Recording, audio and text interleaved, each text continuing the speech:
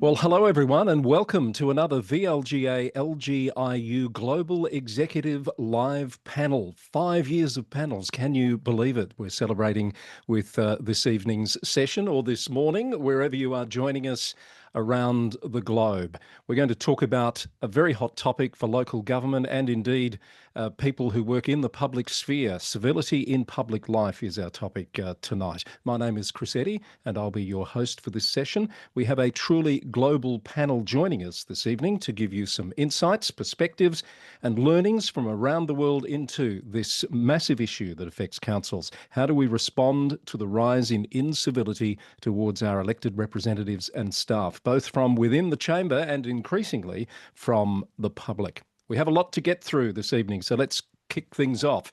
The VLGA would like to acknowledge the traditional owners of country throughout Victoria and recognise their continuing connection to land, waters and community. We pay our respects to the traditional owners, their elders past, present and future, and to their cultures.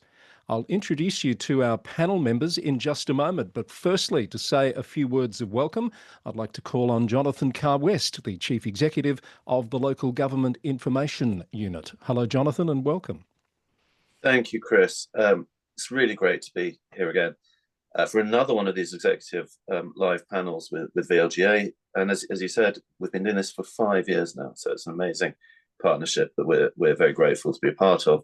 And for us, these are part of our Future Local Lab, where we try to bring local government officers, professionals and elected members around the globe together. So I'm really delighted to see that we've got a lot of LGiU members from the UK, from Ireland, from Australia with us here. So welcome. Thank you to all of you.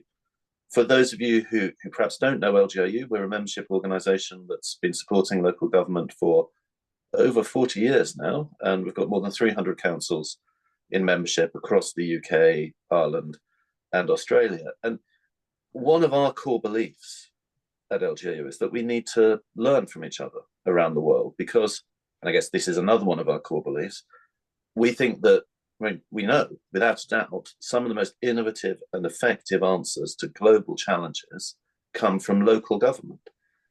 But we also know that for people who are in the thick of it, doing it, finding the time to connect with colleagues in other countries, sometimes in other councils next door, sometimes in your own council, let alone with other countries, it isn't easy. So that's why we do these panels. So our Future Local Lab is a central pillar of that. It's a programme of resources that's designed specifically to help local government prepare for and respond to emerging challenges, because we think whatever that future global trend is, whether that's climate change, whether it's demographics, whether it's the economy, whether it's technology, the impacts of all those massive things, they come home to roost and are felt in local communities, and they're dealt with by local government. So, we're all there and we're all seeking the solutions to those issues, and indeed some local issues, housing, aging populations. We all have to find answers to that. Now, today, we're focused on a topic that sadly, I think, does impact local government, staff and councillors pretty much everywhere, and that I think has pretty serious ramifications for the future health of our sector and of local democracy in general. So we've got a brilliant panel. They're going to be getting into issues around the rising hostility, the increased lack of trust that's directed towards local government. And before we hand over to them, I just wanted to give a tiny snapshot of some new polling that we carried out in England just ahead of our recent local elections. And if anyone at any stage wants to have a conversation about English local government, local election results, I'm here for you. Reach out and I can give you the lowdown. But we found 64% of people don't feel like they know what councillors do. They don't understand how decisions are made within the council. 54% of people don't trust them, don't trust councillors. Now, I'm sure that those two figures go hand in hand. They're part of a sort of ecosystem that's fueling declining civility in public life that we're all experiencing. So I don't know the answers to that, but I'm really interested to hear from the panel, to hear the approaches that different councils around the world are trying out and thinking about some of the efforts that they're making to counteract this, because I think that resetting that relationship between councils, elected representatives, residents. That feels like the vital task that's in front of us. So really looking forward to hearing about it this morning/evening. And with that, I'll hand back to you, Chris. Thanks very much, Jonathan. Interesting to hear those figures. Every day I see a story come across my news feeds of someone being impacted by this issue in public life. Just today I read about an English council leader who's resigned, talking about political hostility coming from within the sector, which is very concerning. I'd like to hand over now to Catherine Arndt, who's the CEO of the VLGA, who was going to say a few words of welcome and talk about, I think, a little bit about the recent VLGA councillor census. Thank you, Chris, and thank you, Jonathan. The VLGA is delighted to have been partnering with LGiU over the past 5 years to bring these really important discussions to you. We support local councils and councillors in delivering community services through good governance and effective leadership. We really focus on that governance element. So how do we support those elected representatives and the staff that work with them to truly deliver remarkable public service to their communities through good governance? This is such a timely discussion. Last year, the VLGA conducted the first ever Victorian councillor census. We did that with support from Kudos Research, who were responsible for collecting the data and ensuring the complete anonymity of respondents. Over 300 councillors across Victoria out of a total pool of just over 600 responded to the census, and the response rate was which was more than 50% of the cohort, demonstrated the desire and the need for this sort of data to be captured. As I said, it was the first time a census of this kind has been undertaken in more than a decade. Why was it needed? Well, we felt that the census addressed a significant information gap and provided some insights in how the sector could respond and be better placed to support and empower councils to be successful in their roles in the future, and in particular how councillors could be successful in their roles. Up until now, we didn't really have a lot of tangible data to support what we were hearing anecdotally from elected representatives. And we weren't surprised by the findings, but it did reinforce, just as Jonathan Carr-West mentioned, the survey that they'd undertaken has reinforced that it's time for action now. What it told us was that one of the most significant findings of the census was identifying the challenges and barriers currently preventing women and men from restanding as councillors. We found out that the primary motivators, not surprisingly, to become a councillor were community service and a desire to enact change. A lot of people who did stand and became a councillor and answered this survey indicated that they didn't really have a clear understanding of the strategic nature of the role initially. And I think that also relates to a lack of understanding by the voters themselves about truly what is the role of an elected representative at local government level. Unfortunately, civility was something that was highlighted, or incivility was something that was highlighted in the results of this census. A significant number of councillors did not expect the level of hostility that they encountered, especially from other councillors. More than 80% of the respondents had experienced threatening or intimidating behaviour in their role as a councillor, as I said, from both members of the public but also fellow councillors. Disappointingly, 41% of women and 26% of men indicated that they'd regularly experienced threatening or intimidating behaviour from others. Bullying and harassment were identified as key factors for councillors, particularly women councillors, not to restand for election. So this is a critical tool, this census, which the VLGA has committed to undertake annually and will inform our sector advocacy and work into the future. We have a plan to respond. We're looking to expand our current Local Women Leading Change program, which supports and now empowers more women to nominate and also get elected in elections. We'd like to develop an EAP register for councils to provide health and wellbeing support for councillors. We'd like to formalise the VLGA's advice network to provide councillors with expert advice. We have already rolled out a comprehensive councillor professional development program that aligns with recently introduced mandatory training guidelines.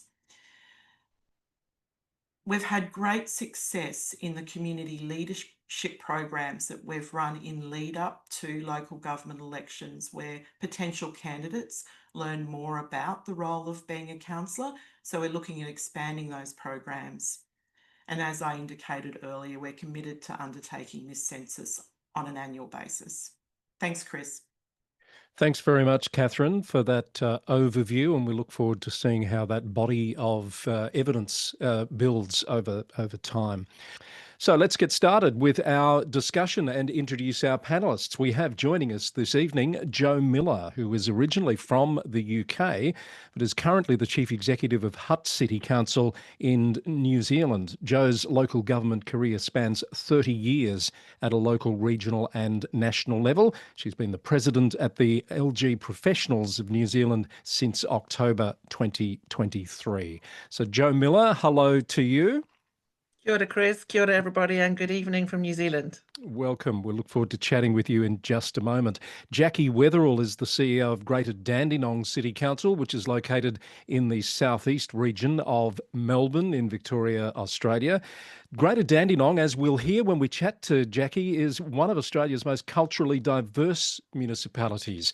What sort of challenges does that present when we're talking about civility? I suspect we're going to find out. Jacqui's been leading the council there since 2022 and has over 20 years of experience at a senior executive level in not-for-profits and local government. Jacqui, good evening to you. Hello, Chris. How are you? Thank you for having me this evening. Excellent. Looking forward to chatting. I'm delighted to have Diane Kalen-Sukra with us from Canada. We'll find out what time it is there in just a moment. Diane is the founder of the Kalen Academy. Diane and I co-hosted the world's first online global summit last October with hundreds of participants from all around the world. Diane's been shining a light on this issue of civility for quite some time. She is a former city manager herself and tours the world speaking on this subject. So we're delighted to have her with us this evening. Hello, Diane. Delighted to be here, Chris, with all of you again tonight. What time is it? It's midnight. It's midnight. It is midnight. Thank you. Great to have you with us. Thank you for staying up late for us. Hannah Phillips is a policy professional and advocate researcher promoting civility and gender equality in public life. She's worked on local, national and international levels, including at the London Borough of Lambeth Council, and is joining us tonight from the Civility Commission, I beg your pardon, from the Joe Cox Foundation as Civility Commission Manager. Hello, Hannah, and welcome to you. Hi, lovely to be here, and hello from Oxford in the UK. Excellent. Great to have you. And Catherine Needham is Professor of Public Policy and Public Management at the University of Birmingham. She researches the public service workforce with a range of studies under the theme of the 21st century public servant. We're going to be talking about the latest research and how it compares with research done some years before. Catherine, thank you for joining us, and hello to you. Hi, Chris and everybody. Good morning from Birmingham. Excellent to have you. So we've got all parts of the globe just about covered for this panel tonight. Truly global indeed. We're going to open the batting with Jo Miller, who's in New Zealand, as I mentioned, who's going to talk to us for a few moments on what she sees as the issues and the experience from leading councils in both New Zealand and the UK. Jo, looking forward to hearing what you have to say. Ena mana, ena reo, ena reo rangatirama, tēnā koutou katoa. That's a Te Ao Māori greeting to all of you in the different parts of the world. And I was very excited to see Ecuador up there. So my greetings to you all. I thought I'd touch on some experiences of incivility and abuse, both overseas and here, some of my observations on that, and perhaps some tools to deal with it. And I'll be 6 minutes, and I've got my timer on, Mr. MC. So I'm going to follow the instructions. I think the first thing is incivility new? And I don't think it is. Sometimes it feels like it, but it isn't. I recall growing up in a council house, and Liverpool City Council weren't very good at repairing them at times, and very often there was a reference to the bloody council and what were the bloody council doing. However, I don't think it ever got personal. And of course, that was many, many years ago. And then I reflected on being a young officer, 22 years old, just the year before the internet got going, when Jonathan and others may recall that the poll tax was a very unpopular tax that was being collected from residents in the UK. I lived in Nottingham. I had to collect those taxes by going to court and asking for them to be collected. And some of the people I was asking that for were actually my neighbours in the same neighbourhood. And I recall in court being egged, people saying let the bitch turn around and face us, and dog excrement being put through my front door, which was pretty scary, age 22. But the difference was, I could shut that front door and there was nothing following me inside my house. So I think it's always been there, but is it getting worse? For sure. And we've just heard from Catherine about some of the stats in Victoria. In 2022, Local Government New Zealand surveyed people. 43% had experienced harassment or online abuse or in person. In 2024, that had expanded to 74%, and half had said the level and nature of it was getting worse. And I think some of that is the immediacy of social media. My observation, having left the UK in 2019, is post-COVID's made it a lot worse. I don't know if that's what everybody sees. And we know that attacks on council staff have significantly increased from intemperate language to worse. And I'm afraid just this afternoon I had to report an assault to the police on me and my staff member at an awards do last week. The woman may have been drunk, but it's not okay to try and push someone over and scream homophobic abuse. And I think sometimes the discourse in public life, which can become increasingly coarse, does not help. So it's there for sure. It seems to me that as a society, we have lost the ability to disagree agreeably. And I do think people take their cues from the very top and follow that. So look, what can be done? What can be done about it? And I really want to focus here on both organisations, about staff, and then also perhaps as a person, as an individual, how do I manage? So for organisations, we are really clear in our support to staff, from advising them on social media settings, giving them the ability to close down conversations. They might be at the barbecue or at the sports field when somebody wants to talk about the bloody council and what an awful job they're doing or something. So we give our staff the tools to manage that. We also give our staff particular training around dealing with difficult customers and how to de-escalate, or customers who are unhappy, and how to de-escalate it. We give the same support to elected members. How do you stay safe online? How do you protect your privacy? I'm obsessed about my privacy settings. I won't let anybody tag me in anything, because they're the photographs that end up on the front page of the newspaper when somebody's not very happy about something. And also, as organisations, we can use all of the legal avenues available to us when something goes wrong. I'm really clear that if I can't be safe, if my mayor can't be safe, how can we expect all of those around them to follow and do the things they need to do to support our civic society? So we let staff know that it matters. We let elected members know it matters. It's the election season here, so guess what? It's all getting a bit worse. We humanise our comms, and this picks up with the point that Jonathan made.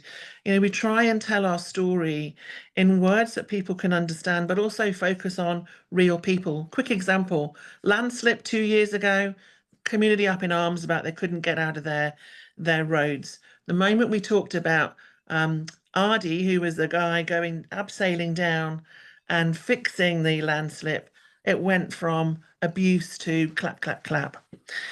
And so I think that transparency about decision making really helps. And for individuals, I think we have to have skin that is thick enough not to be pierced by every arrow, but thin enough to be able to absorb public opinion and react appropriately.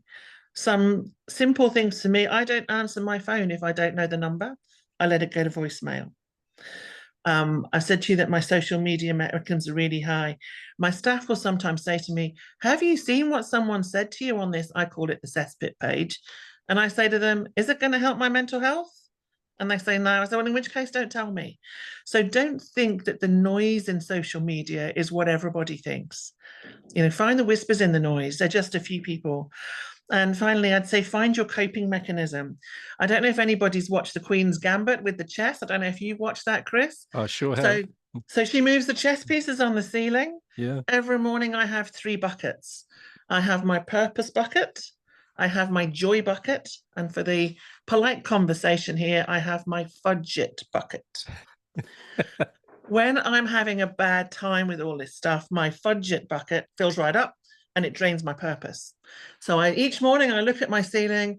After this assault last week, man, I needed some joy.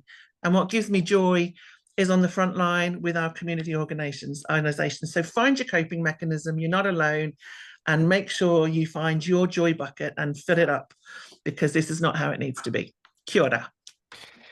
Sensational, Jo. Thank you. Some nuggets there already that I'm sure our audience can take away. It occurred to me while you were talking about that early experience with the poll tax, when you said, you know, it didn't follow you through the door. You could shut the door, you go home. Social media wasn't around then, was it? Now, Absolutely. That's what follows you, isn't it?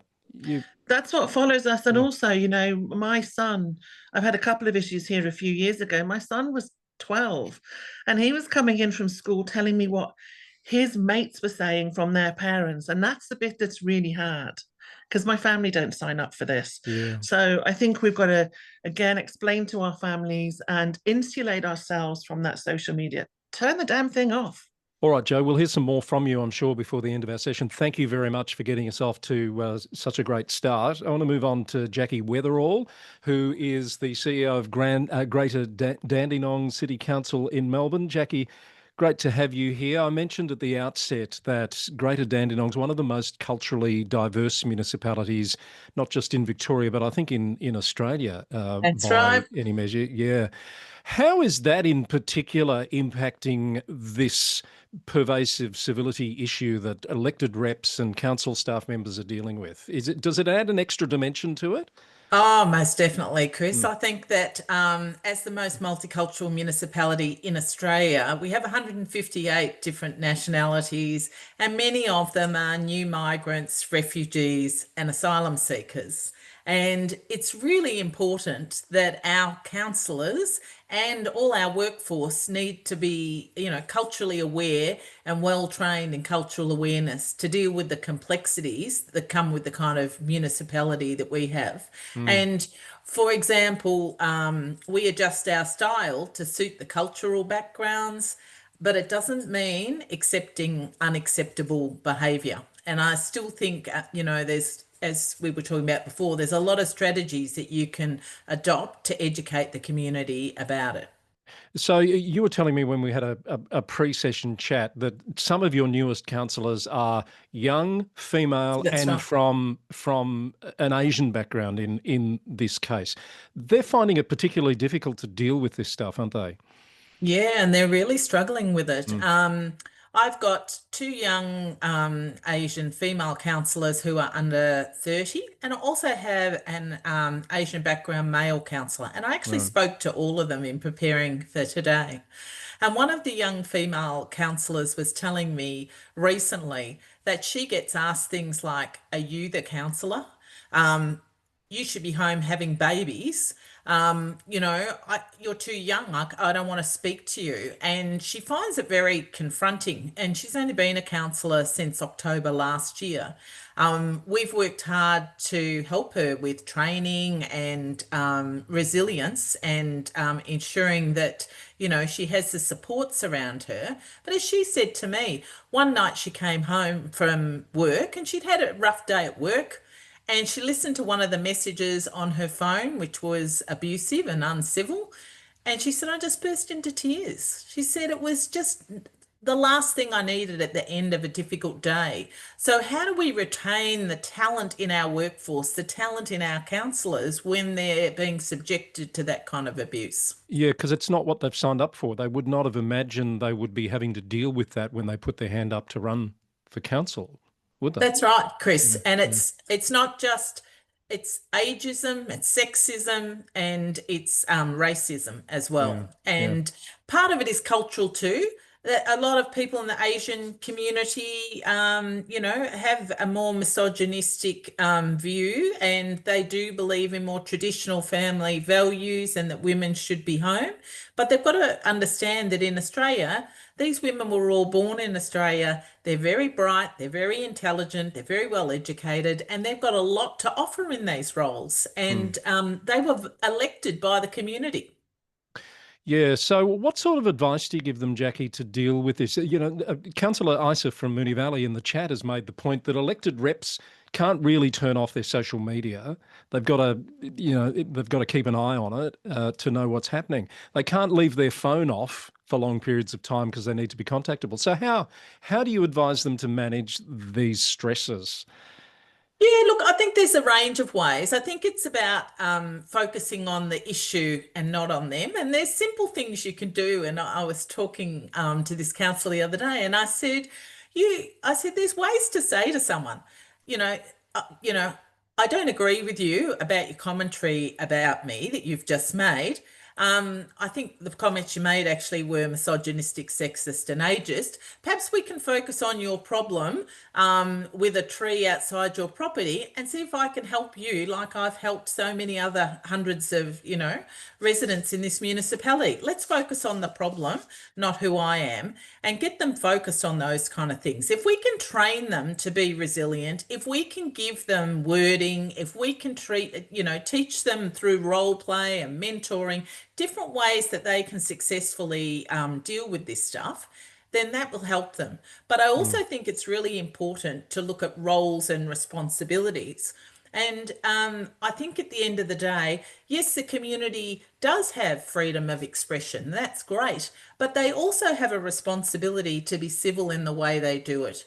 And I think it's important that our councillors role play that. And if at the end of the day, despite their best endeavours to have someone be respectful, the person can't be respectful, I don't think it's appropriate that they should have to continue to service that resident on that occasion.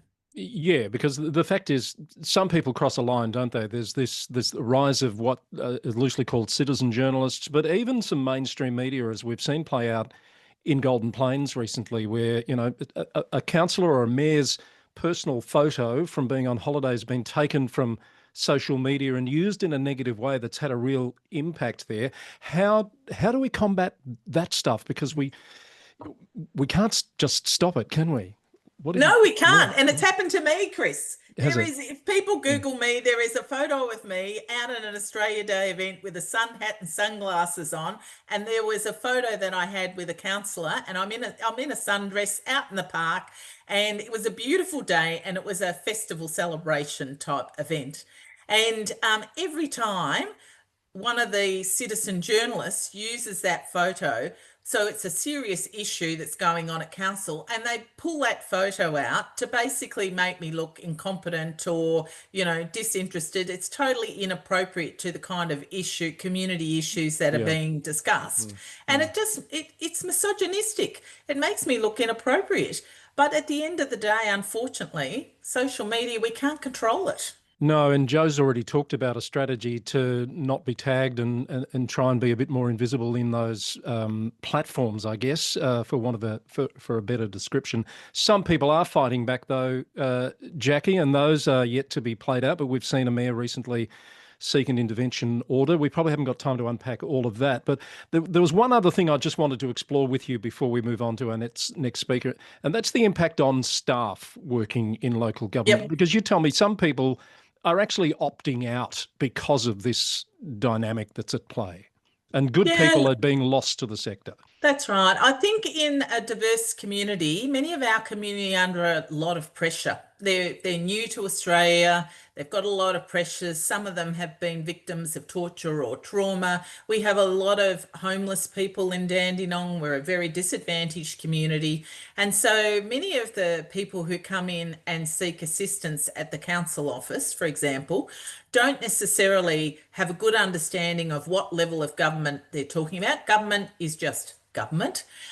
They've come maybe from an authoritarian government in another country like Afghanistan, and they come to Australia and they expect that things are going to operate like they did in their home country, and they don't understand the rules and the normal approach to government in Australia. And their frustration comes out. They're already under stress, and then on top of that, they've got cost of living pressures. Sometimes they can't even afford to eat. And these people at the front desk are sometimes screaming at the staff. We have to have security in our customer service centres, and we need to ensure that we protect our staff as much as possible.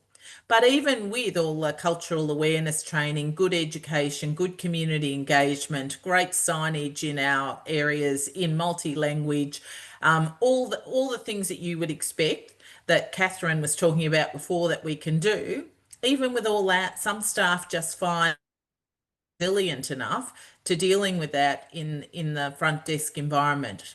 Particularly people with mental health problems. It's really challenging. Do you have some hope or confidence that we can get past these issues somehow? Look, I think we can. I think by supporting our staff, we can. But the thing that frightens me is if we don't deal with it and we don't stand up to it, we will have either people leave the sector or people become apathetic as well. They're like, oh, here's another one, not really interested in their jobs, not engaging in what they're doing, not giving the best customer experience that they possibly could give. And our workforce could easily end up with mental health problems and other health problems as a consequence from the stress and strain of the role. So I think there's really serious implications if we don't address it. But I think it's a complex issue, particularly in multicultural communities. Thank you, Jacqui, for those insights. We'll let you take a breather, and I'm sure we'll hear some more from you before our session is out. I just want to remind folks about the Q&A box. If you have questions for any of our panellists this evening, there's already some discussion happening, which is great in the chat, and a couple of questions, I think, lining up that we'll get to as soon as we can. I want to cross to Canada now, live to Canada, where it's the wee small hours of the morning with Diane Kalen-Sukra. Diane, you've been sitting there listening to these examples coming out of Australia, New Zealand, a little bit of historical info from the UK there. I know you look at Canada and even into the US. How does all of this align with what you're hearing from a broader perspective in your, let's say, across North America, for example? It's incredibly consistent with the experience of civic leaders, really in all, I would say, Western democracies. And I think that was affirmed, Chris, during our Global Civility Summit for civic leaders, because we had about 50% of participants, there were 450, were from the United States, around 30% from Canada, around 20% from Australia, and the remainder from UK and 5 other countries.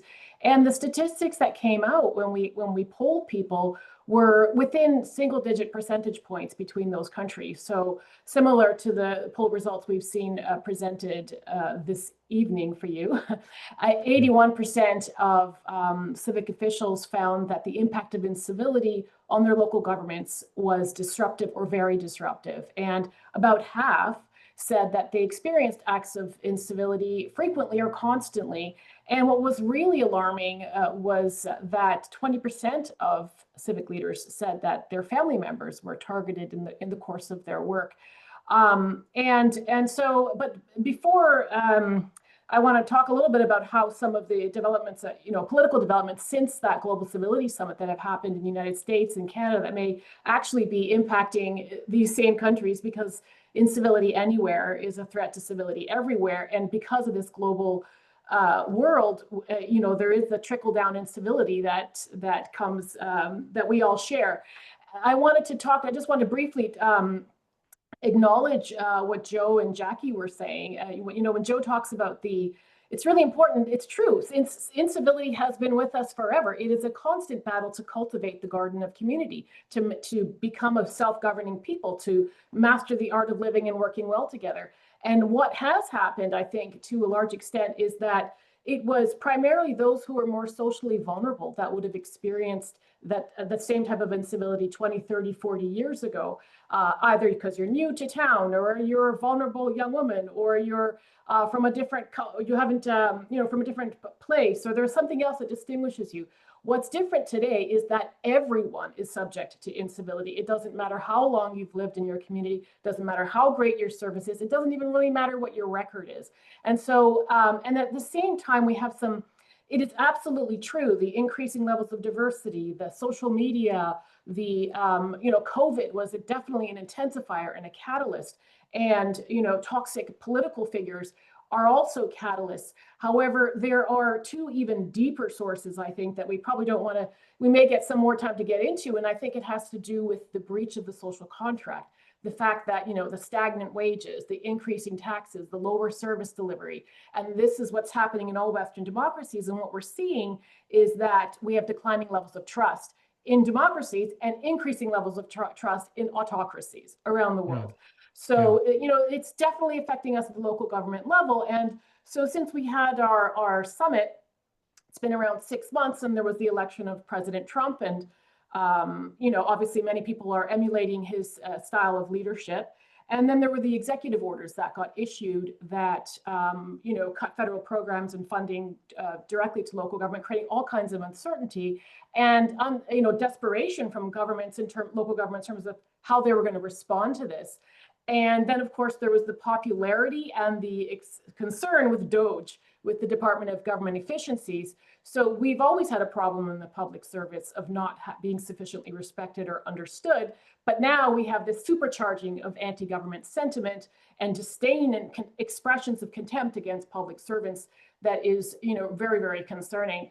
And of course, last year in the United States was the highest ever recorded number of threats of violence against public officials. And now, on a good note, in Canada, this very same phenomenon, the fact that our country was going to be annexed, or at least, President Trump wanted to make it the 51st state, and then we had the trade war threats, has had this interesting effect of defaulting to more centrist and less divisive, more unifying politics, at least for now. And I think a similar thing has happened. We had the election of the Prime Minister Carney and a similar type of dynamic in Australia. However, there are very deep divisions in Canada that are actually affecting local governments. We still have a couple of provinces that are considering separating, and the leading province is actually making major transformations in the local government sector that may resonate with you. And one of the ones right now, the proposed legislation, is to remove codes of conduct from all local governments. Really? Yes, and their reasoning for that, and all enforcement, because they found that it was being weaponized. This is the rationale for it, and it was costly, and it was silencing dissent. So, and at another level, we have this rise of kind of the strong mayor powers in our country. So we have our largest province it was initially going to be piloted for a few different, for some small municipalities. Now half of them have been given strong mayor powers. So the mayor has the power of the CAO or the CEO, the city manager, to hire, fire, to introduce budgets, to veto bylaws, to pass bylaws with 1/3 council. So yeah, the potential for abuse is very, very large. And I'm sure you're experiencing I know you're experiencing very similar things in your countries. Yeah, I'm glad you mentioned the Canadian political result and in Australia, because that has very much been painted as almost a shift away from the Trump style of politics. Whether that further develops, I guess, remains to be seen. Interesting, because we've already had some commentary coming through tonight about the weaponization of code of conduct type procedures, and that's a question that we might come to a little later. But I've heard you, Diane, say that this issue of toxic cultures, it's not just a people issue, it's a governance issue. And I just wonder very quickly if you could explain what you mean by that and where that should lead us. Well, yes. I mean, the statistics are grim on the impact of incivility. We've been talking about it tonight, and we're all aware, in North America, something like 40% of local government officials are considering stepping down due to harassment and abuse. Either they're avoiding controversial issues, they're not showing up in public spaces out of fear for their safety. We have councils that are paralyzed, local governments on the verge of governance collapse. We have a rise in elections by acclamation. So this is what I would consider it to be a threat, like any other threat. And civic leaders are responsible to not only take advantage of opportunities, but also to address threats.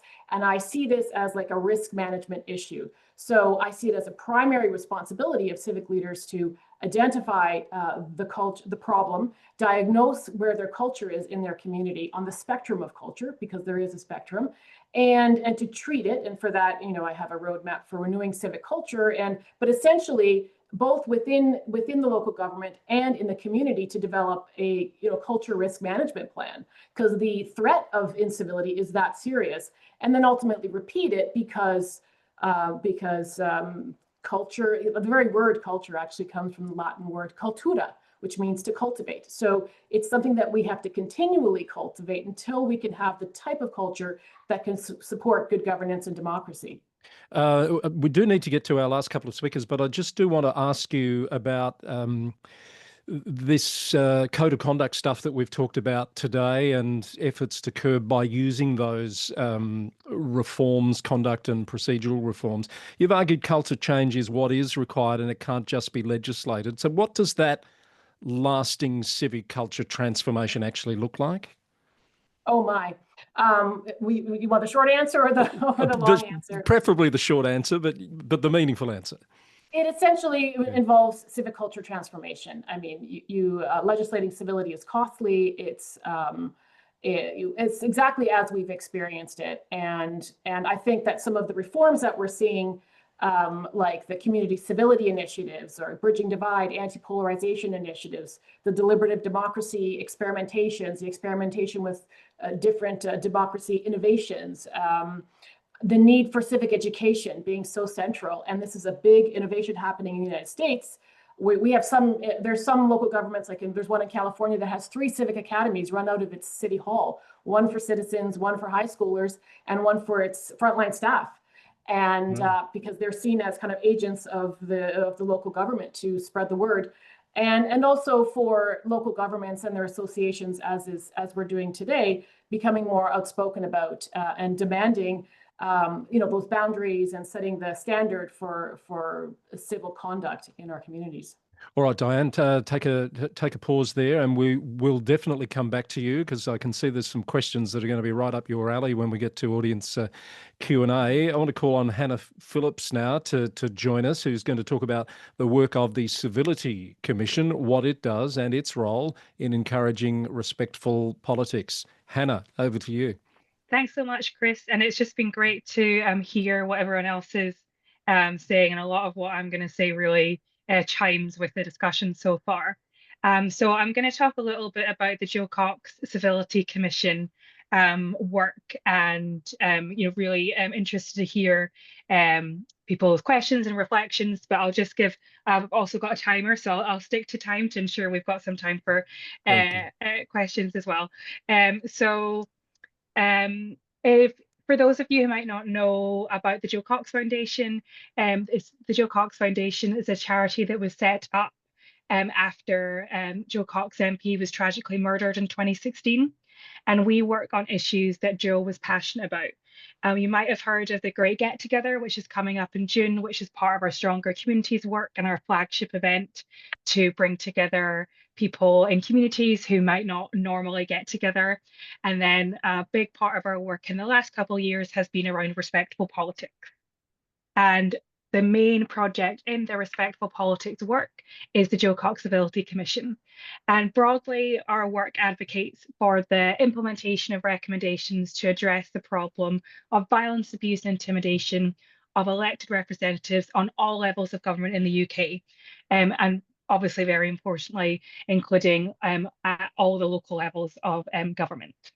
And we developed the recommendations back in 2023, 2024 by engaging with a lot of different stakeholders, a lot of expert groups, and obviously elected officials themselves.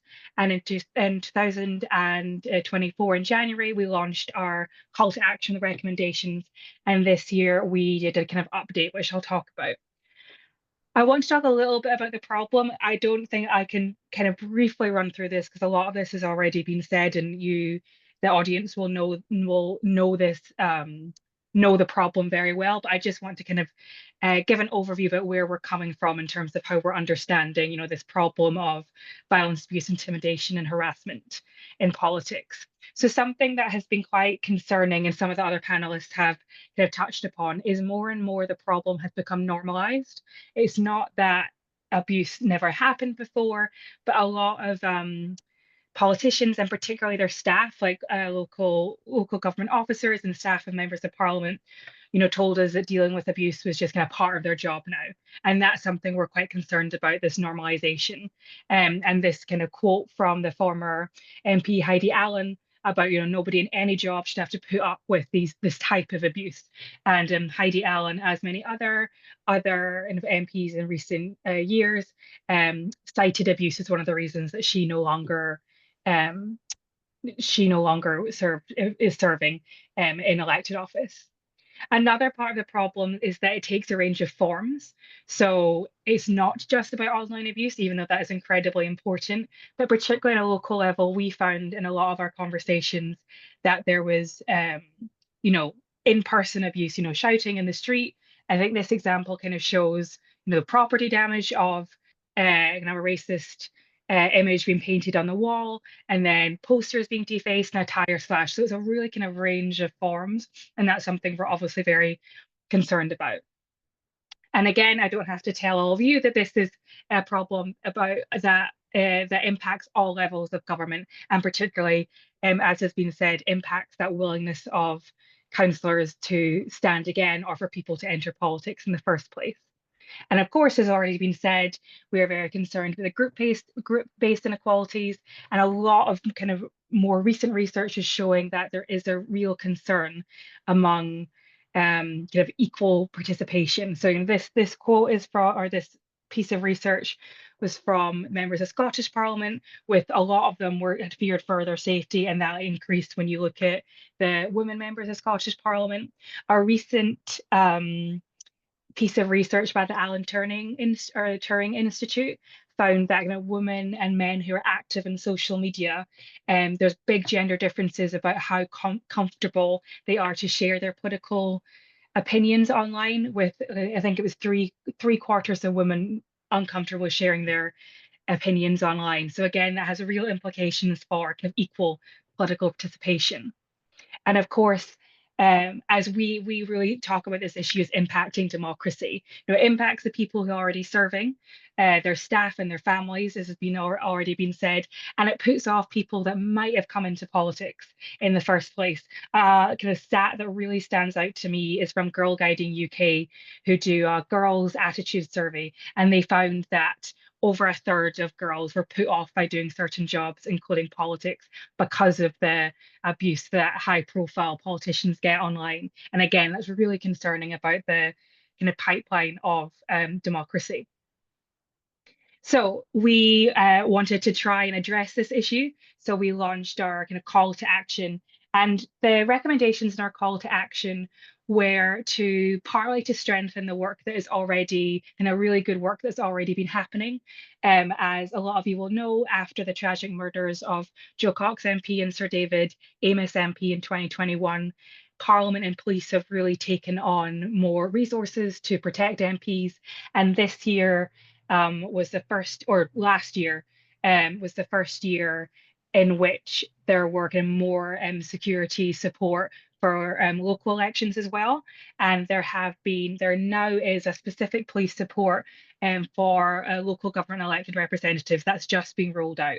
So there has been real progress on these issues. But as you can see from the kind of diverse range of themes, we understand that this issue needs to be addressed in a multifaceted way. It's about kind of large-scale culture change. Policies are really important, but we need to address political literacy. We need to address, kind of as has already been talking about, and lots of different institutions from local government administrations, also political parties, and need to take concerted actions. So as I mentioned, this year we did an update of which recommendations have been adopted, which in progress.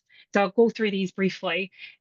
So as I said, each local police force now has has specific support for local politicians, which we were really pleased that that recommendation was adopted. And the police have really improved their training. So, for example, during the elections last year, all police had like a screensaver that indicated their roles in election abuse, and even that kind of small change was really impactful and linked to all the training and guidance that was available. And then last year also was the first set of elections where candidate safety and security costs were exempt from election spending limits. And that seems to have had an important impact for candidates kind of taking on more security if they needed it. And the Electoral Commission also expanded its guidance for candidates last year about how to stay safe during the election periods. And then another recommendation we had for Parliament is to increase its guidance around staff and families, and that is something that they're taking on really seriously, and as well as already developed some guidance, they're developing more specific guidance, particularly working with families of MPs, which we think is really important. And then in terms of recommendations in progress, as you will know and understand, a lot of local authorities are very good at prioritizing members and the public and staff's security and well-being. But of course, it's not always uniform across various councils across the UK and indeed around the world. So our recommendations are around ensuring those security and wellbeing sources, as already been mentioned today, improving risk planning, particularly at council meetings, which is what a lot of people we spoke to talked about. They were increasingly a scene of kind of in-person abuse. And then in terms of kind of culture change and showing the commitment to civility, we recommend passing motions that have already been developed by kind of excellent local government organisations. And then we, in terms of Parliament, we're still kind of encouraging the take up of training, which of course this is also the case at the local level, is that even in the training and guidance is offered, it's not always taken up. So that's something that we want to keep thinking about. And of course, it's already been mentioned, is that it really starts from elected representatives modelling good behaviour. And that is something we are continuing to think about ways to implement. So really keen to hear about ways that have worked. We have a civility pledge that we developed jointly with Compassion in Politics. And obviously there's different opinions and research about how useful pledges are. I think it's an important marker of kind of intention and culture change. But of course, there will be more actions that can be taken. And one of the areas that we want to really look at is political media literacy training. It's been really interesting, kind of sobering to hear the stats about the lack of knowledge about local government and distrust, and that's something that we are really keen to think about how we can work with partners to address. And the other big piece is around political parties, consistently enforcing codes of conduct, and also particularly in the local level, how kind of independent candidates can make sure to model good behaviour and have accountability. And that is all from me. Apologies if I went slightly over, but hopefully that will give a good overview of our work. So thank you so much. No, that's terrific, Hannah. It strikes me there's a lot in there, particularly with all those actions and recommendations that you've made. I wonder about the take-up or the buy-in from all of those other stakeholders that need to be on board with what you're recommending. How's that going?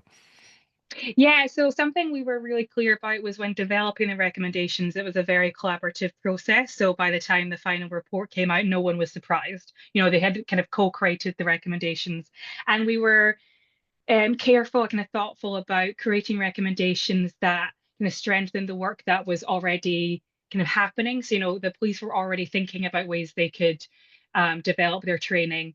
And they said having us kind of state that in the report would really help them advocate internally and prioritize kind of increasing training.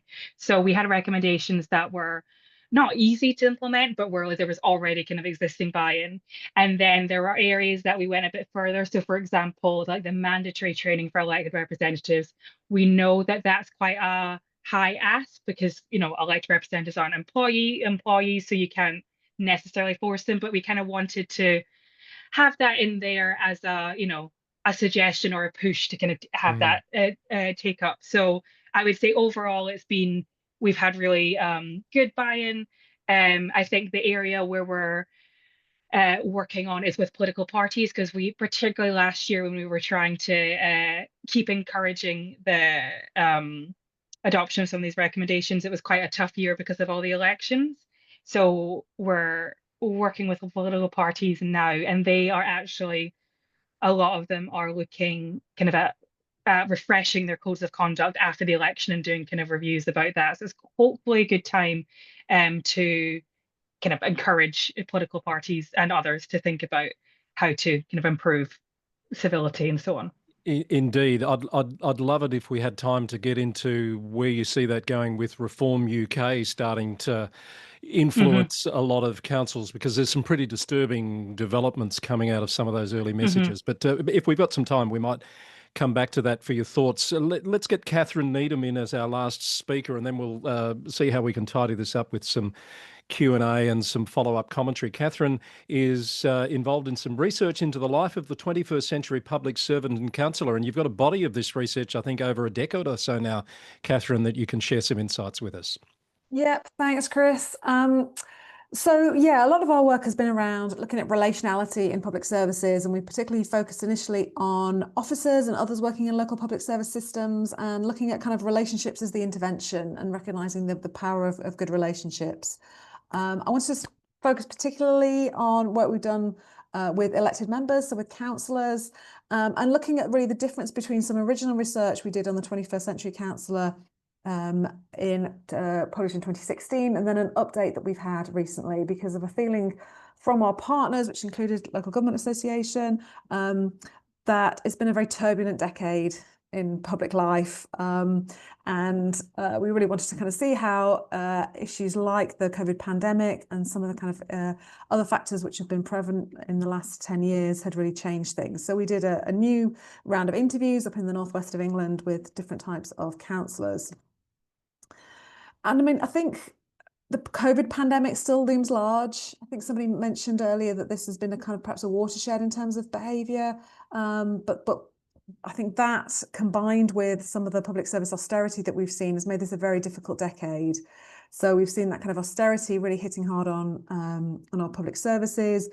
Coming out of COVID and all the kind of strains that put on public services and on communities, we also saw the cost of living crisis, pressures on communities, and combining that with climate insecurity. We're all coming from different parts of the world, and how that climate insecurity feels will feel different for all of us. But we know that it doesn't any longer feel like something which is happening in the future. It's about kind of extreme weather events which are happening in our communities now, and pressures on how we live and kind of living safely. So I think for people working in local government, there's this sense of kind of now it's about what can we do with very little money, and that makes it difficult, I think, for local government to sort of drive positive relationships with citizens. The channel shift of COVID, I think, is something that we've not talked so much about yet on this call, but I think that's been really important. And a lot of councillors in particular, I think, have found that very dislocating. You know, councillors are primarily people. You know, they do their work through relationships. You know, a lot of the councillors that we spoke to felt that they'd lost that kind of town hall connection with people. So that partly relates to kind of easy connections with communities and citizens, but also kind of that kind of more casual connection with the officers and with people kind of doing the work in the town hall, that sense of kind of feeling very dislocated in their own work. In terms of conversations with communities, there's obviously a kind of a trust factor. People talked about the kind of the need to tell the truth. Sometimes because we don't want to frighten voters, you know, we put this sort of gloss on everything. But you know, there are councils, including Birmingham, which are effectively bankrupt in the UK, and that clearly puts an enormous pressure on what's possible. So it's partly about telling the kind of the truth about that, and helping people understand why that's happened and what the kind of positive route out of it is. But it's also, in that second quote here, a sense of kind of, we can kind of make sure we get the narrative right, that we may be cutting down some things, including perhaps day centres in this example, but some of those resources weren't working very well for us. They didn't necessarily help people connect. So there might be a kind of an alternative way of explaining and kind of taking citizens on the journey with us, of recognising that some of these offer opportunities to us to do things differently. We know from the conversation so far that relationships aren't always positive, so there is a real move to kind of focusing on relational public services, but we can't be too optimistic because relationships are not inherently nice. I think that's a great quote from Newman and Clark. They often reproduce inequalities, and we've heard some of that in the presentation so far. And councillors really talked about the lack of kind of pastoral support, and how being a councillor is a very lonely journey. You have this sense of kind of, you know, you're kind of the lightning rod for all the kind of tensions and hostility. And whereas if you're an officer, you may have kind of pastoral support, there may be kind of personal development opportunities. Councillors often lack that and don't have the support that they need. We've talked about social media. We had this kind of analogy of using social media in safe mode. That was kind of some of the ways that councillors were talking about it, whereas 10 years ago they'd seen it as a tool for new forms of dialogue with great immediacy. Increasingly, the people we spoke to were using it in broadcast mode. So using it to tell people things, but not using it to get the comments back for all the reasons that we've heard. People talked about having two SIMs, two phones, just making sure that there is that sense of kind of disconnection and the abuse is not coming to you in your home at a time when you're trying to do something in your private life.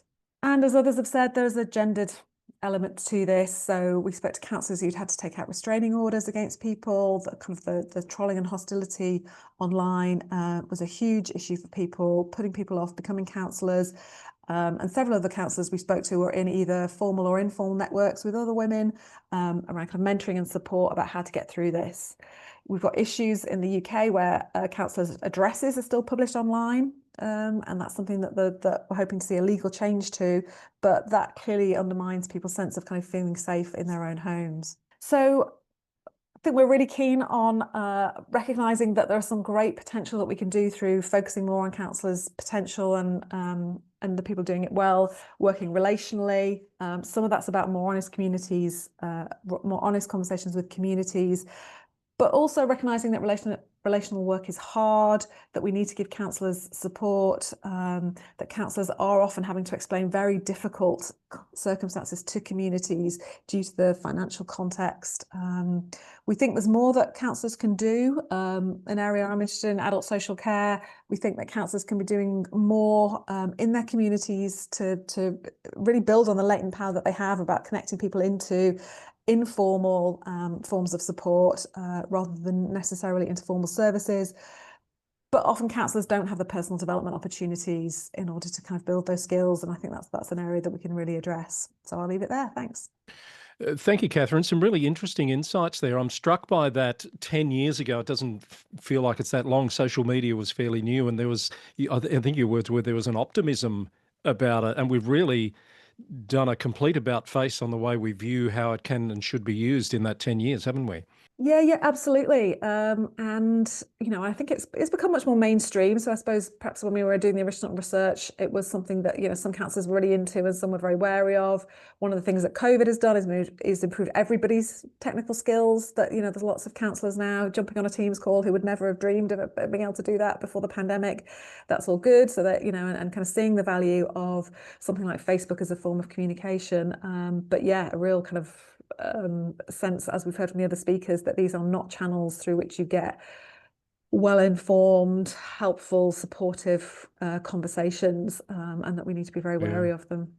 The other thing that struck me there was that feeling that with more working from home, more remote working, that elected reps feel that they haven't got the same opportunities to build connections with public servants. I guess that local government can work differently from jurisdiction to jurisdiction. I'm interested in perhaps Jo's view on whether she sees that as a barrier, because you've worked in the UK and you're working in New Zealand. Do elected reps generally have that sort of access to the public servant? No, they don't. It is quite different. So the council has one employee, that's me. I employ everybody else. The councillors were used to, you know, wandering around the building and standing over someone's shoulder whilst they were doing a planning application. Actually, that was a problem for our staff because they felt intimidated. But we do have this channel called elected members requests, which means you can get a response within 24 hours to anything. I think that, we have to think about technology and life has moved on. Our cities are growing from the time when you used to be able to phone Billy up about something. That's not actually how our functions are organised these days. No, indeed. And I imagine, Jacqui, Weatherill, your response to that would be pretty similar. Yes, very similar. I am the only employee of the council, and the councillors, their role is generally to work with the community, and then they come into the chamber to make the strategic decisions. But I think there's some beautiful examples as well, though, of our councillors really stepping up to the plate. Our mayor at the moment has been a mayor for 20 years. He's a 6-time mayor. And he's done some really amazing things in our community when we've had incivility. Like on one big community issue, he ran a peace summit and invited all the community leaders in, including the religious leaders and the police. And it was fantastic. Everyone signed up to it and a lot of the issues just dissipated. So it wasn't just, us getting the police and going out and speaking to individuals. He used a community development approach to work with community. And I think really good examples like that work are worthwhile exploring. Why did that work and some other things don't necessarily work? And how do we build off that and learn from that? Yeah, and often getting out from behind a keyboard and having face-to-face interactions is a big part of it, isn't it?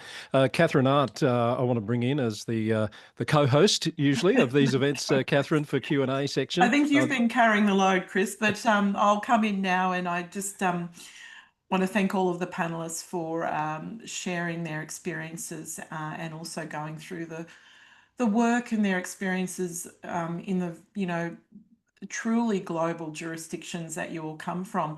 Jacqui, I just wanted to also give a shout out to the story that was in The Age, I think it was a couple of weekends ago, about the Greater Dandenong municipality. And if anyone's interested in finding out more about Greater Dandenong and their history and the very diverse community that lives there and some of the experiences, Jacqui, that you shared, that's an excellent source of information.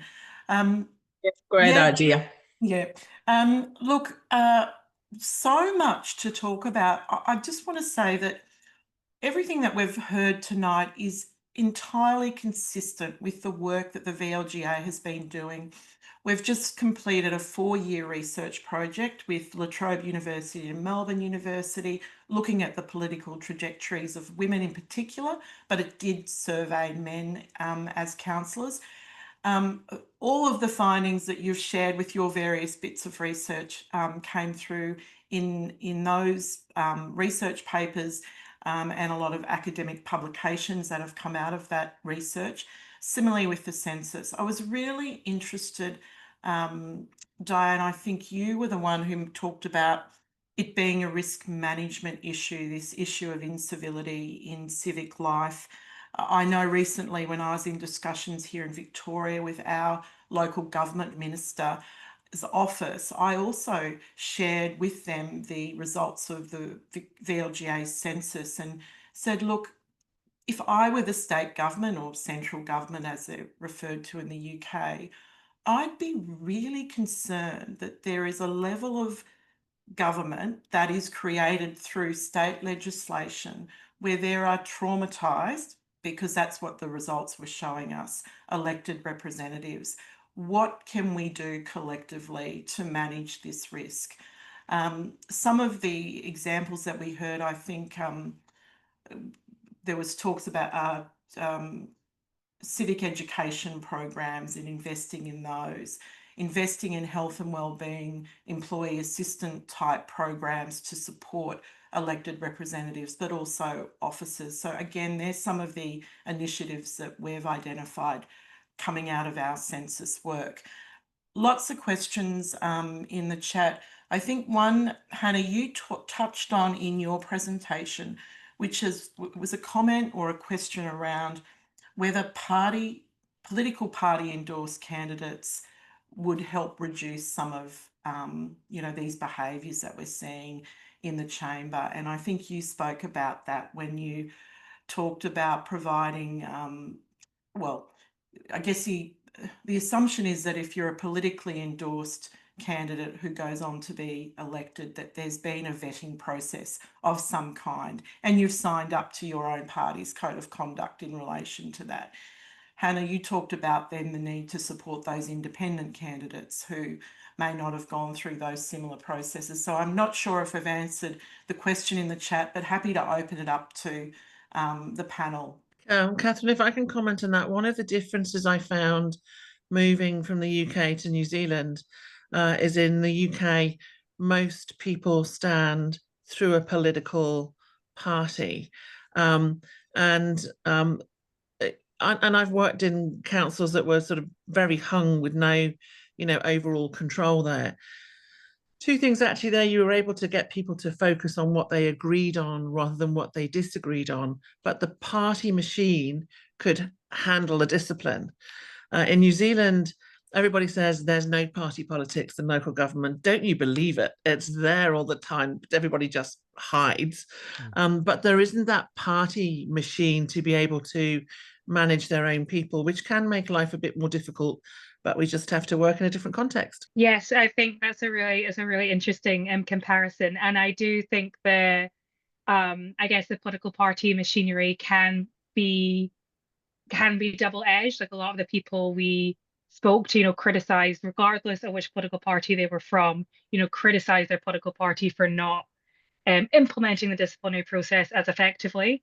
But they do often get support from the political parties, and particularly the bigger ones in the UK. They can provide that legal support. They might not always, but the party machinery, we think, is particularly in the UK where it is very party political, is a really important avenue for this, addressing this risk management and so on. And there's something really interesting. We've been speaking to political party chairs recently, and there has been a shift of wanting to be seen dealing with abuse as part of kind of reputation management, which is quite positive in terms of they do want to do more in terms of dealing with abuse.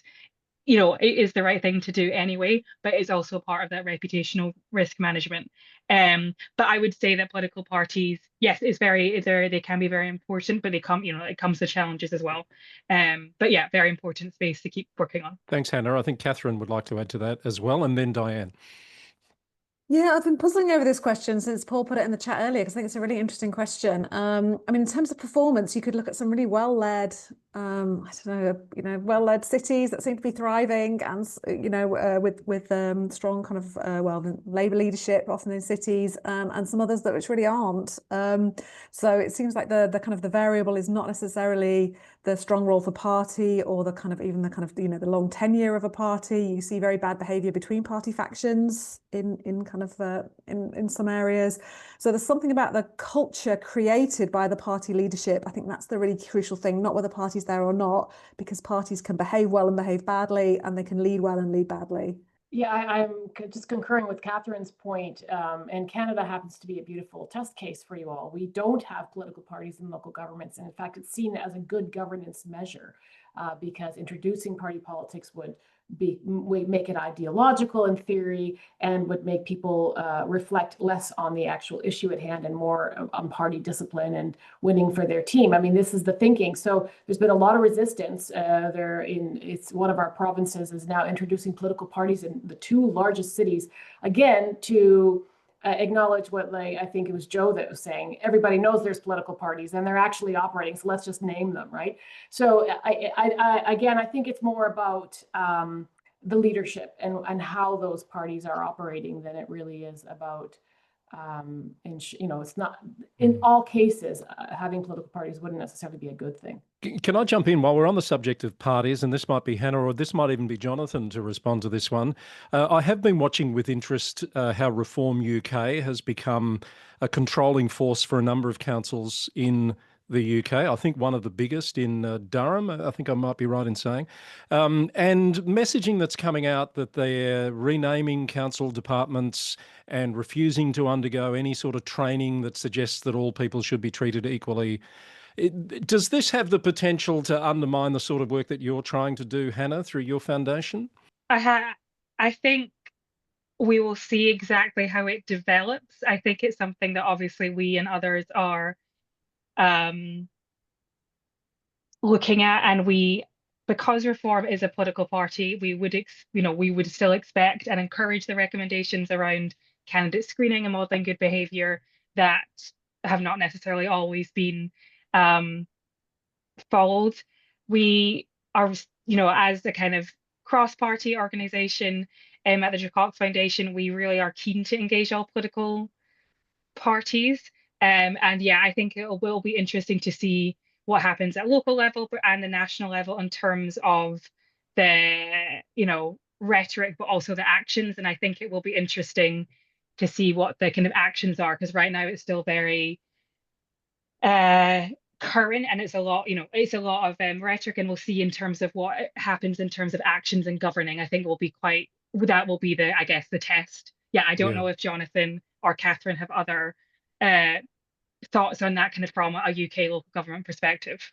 I mean, look, I'd echo what Hannah said. This is only 3 weeks, right? So it's very early. It's very early, and I think we don't yet know, how Reform will behave as a party, or indeed whether, what level of divergence there'll be between, so they now outright control of 10 councils, big councils like Kent, and as you say, Canada.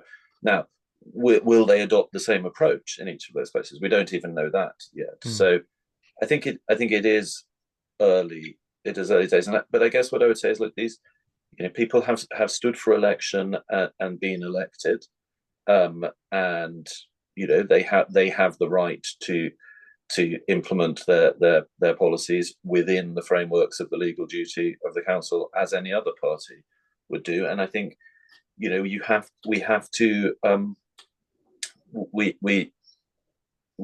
sort of respect that process. We like Jacqui Foundation, a cross party, and we'll be seeking to work constructively with councils of all parties, as we always have done. And I guess I would come back to the point, look, we have seen very, very bad behaviour and very, very good behaviour in politicians of all parties and none. I think, the party frameworks, I was just thinking about this question of political parties or not, as someone who has worked across both Australia and the UK. I think on balance, more good than bad, because there are frameworks. It's absolutely right, as Catherine said, that it's about the culture and the leadership in each place. But the party does give you a framework through which to at least potentially address those cultures. And just one other thing, just to be positive, we run training for councillors. We ran some training in a county council on resilience and management, and many Reform councillors participated in that enthusiastically. So, I'm a professional optimist, and I remain such. That's pleasing to hear. Always good to end on a positive note. Thank you, Jonathan. Catherine, do we have? We've probably got time to deal with one or two more questions, perhaps. Yeah, look, there's so many comments in the chat. I'm trying to refine them, and I'm sorry we won't be able to get to all of them. I did want to reflect, though. It was interesting. Diane mentioned that there was a move in some councils away from a code of conduct. One of the reforms that recently was introduced in Victoria was a mandatory or a consistent code of conduct across all councils that councillors have been required to sign up to, and also mandatory ongoing professional development training. So again, that's been legislated for, which is a little bit different, Hannah, to what you were talking about in terms of, although training was a recommendation in your report, you mentioned that there were barriers to that because of the political nature of the role, i.e. these were elected representatives, whereas in Victoria we've actually legislated for that. There was a question in the Q&A from a councillor.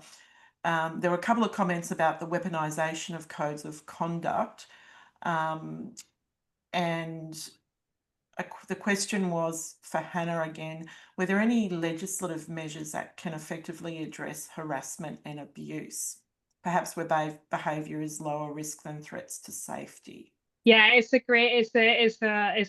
really good question. It's something that's particularly interesting in the online space. I was working on responding to a consultation from Ofcom, who have guidance about addressing violence against women and girls, and we're particularly interested in how they're kind of addressing women in public life. But something that remains challenging is when incidents are harmful, but it doesn't cross that criminal threshold. And I know from conversations with police and kind of security, that's always a challenging issue.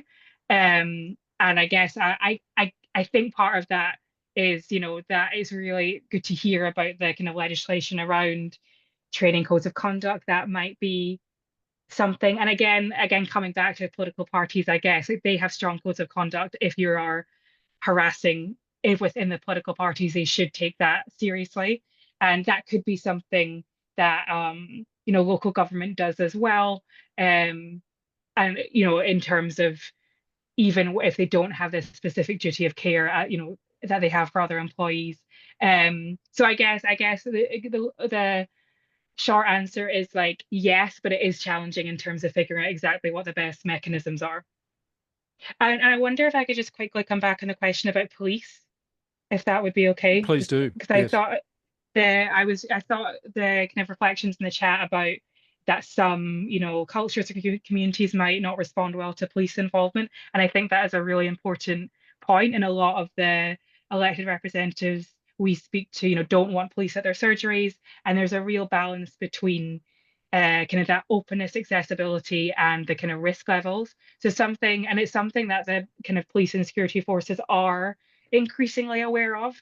And so, for example, there's plainclothes officers are like near the surgery, or there's there's a panic button and the police are very nearby. So there's ways around it, but I think it is a really important point. And I think that there is that kind of ongoing concern about the kind of balance between security and kind of openness and democracy. So just to say it's really a really important point. And I know we don't have much time, but really interested in other people's reflections. If I can just add to that, and I think the point Hannah made is a really good one, because sometimes religious leaders with some communities are actually more effective than having police involvement.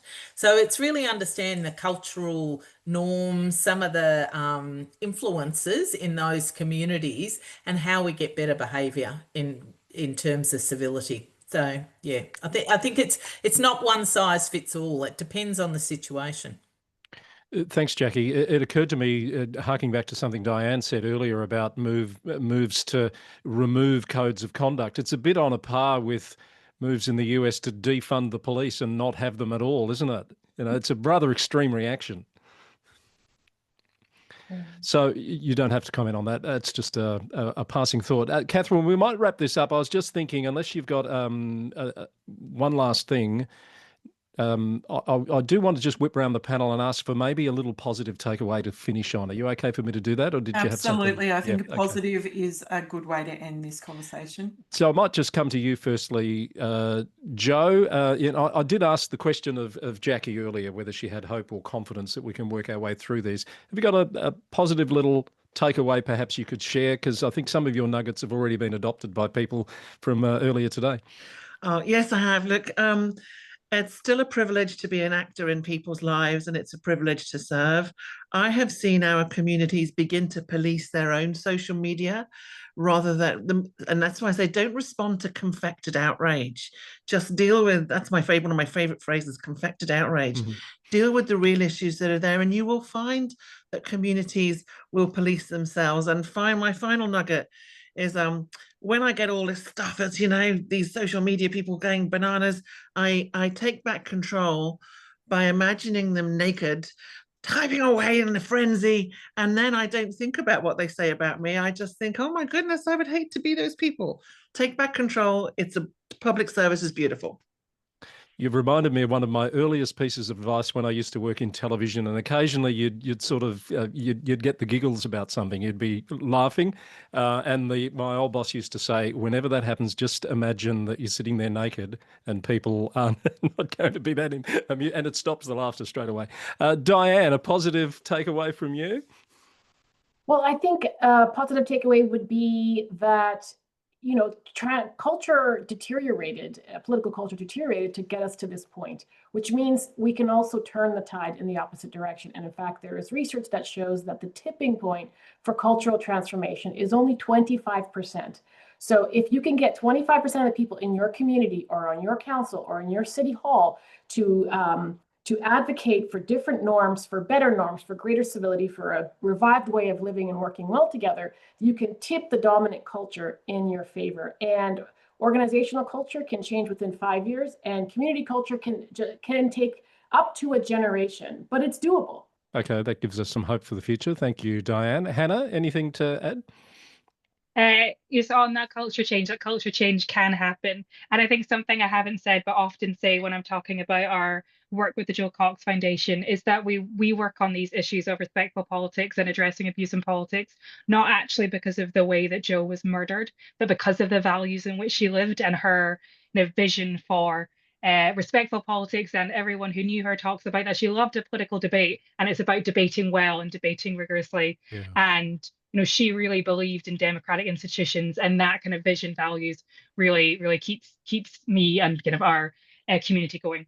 Thanks, Hannah. Catherine, final positive thought? Yeah, I think there's so much latent kind of energy and positivity in some of our councillors that, there's a real receptivity to kind of being supported and developed and getting that kind of pastoral support. And I think if we can kind of put the right infrastructure around people, then that will be great for them, but also enable them to go out and do more great work in our communities. Thanks, Catherine. And Jacqui, I know I asked you the question a while ago, but it was a while ago. Anything you'd like to add? Oh, look, I just love local government, regardless of the challenges that we have. I was out the other day, I do a program called Walk in My Shoes, and I went to our libraries and I did story time, and I saw our future generations, children from 2 to 5 out there. We were quacking like ducks and enjoying all the fantastic local government services. I think there's so much good stuff out there. I think future generations are the key, and the more we do civic education and community development with them, I think that's where the key is. Jonathan, if I can paraphrase your comment in the chat, recognising that most people are good and well-intentioned and well-behaved is really important to remember. Thank you for that. And Catherine, final comments and a wrap-up from you. Look, thanks for that. I just, I'm delighted that what we've heard tonight on this truly global panel is a reinforcement of the work that the VLGA does and feels so passionately about. One of our training programs is respectful disagreements, because it is about acknowledging the fact that we do sit around decision-making tables, contemplating, quite, important issues for the community, and we're not going to agree all of the time, but we can do that in a respectful and a civil way. So thank you very much to everyone who participated today. And Chris, thank you again for being an excellent co-host / lead host. Always enjoy sitting next to you around these tables. Thank you, Catherine. Very kind of you to say. Thank you to all of our panellists this evening. We have just hit our conclusion time, so we've brought this in to land at exactly the right time. Thank you, Joe, Diane, Hannah, Catherine and Jacqui. Lovely to have had all of your insights. Thank you to Jonathan and the team at LGiU and Catherine and the team at VLGA. The session has been recorded for all those who've registered but couldn't join us live. You will get a link to this in the coming days. So that just leaves us to point out that we have another Global Executive Live panel coming your way in just a few weeks' time. What are we talking about this time? It's going to be growing the local economy. It's on Thursday, the 17th of July. That'll be 5:30 p.m. Australian Eastern Standard Time, 8:30 a.m. in Britain, and wherever else in the world. We had someone from Ecuador on the session tonight. Unbelievable. Truly global indeed. So I hope you'll join us for that one. Until next time, thank you very much for joining us tonight or this morning, wherever you are, for our VLGA Connect LGiU Global Executive Live panel. Bye for now.